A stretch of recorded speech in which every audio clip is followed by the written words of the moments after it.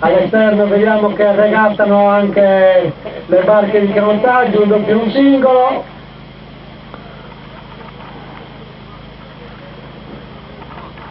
Sembra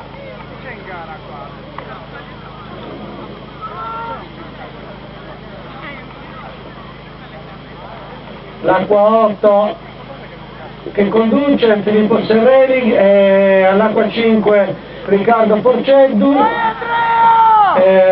ma in testa sembra in questo caso Melis.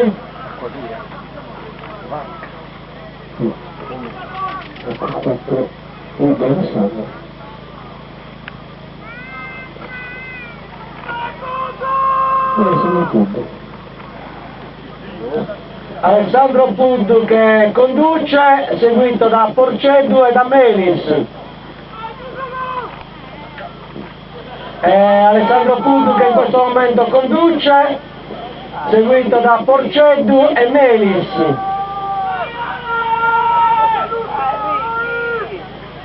Ricky! Sta chiudendo in chiusura, sembra Porceddu recuperare sul finale.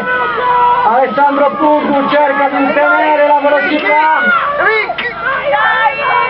Alessandro Puddu che sta pagando in questo momento lo sforzo iniziale. Porceddu davanti a Puddu e Melis. Porceddu, Puddu, Melis, Serreri.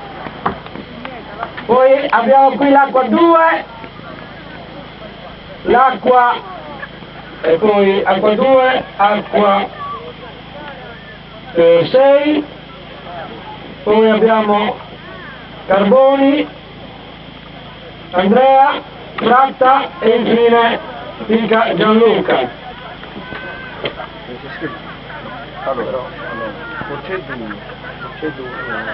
nel questo da qua.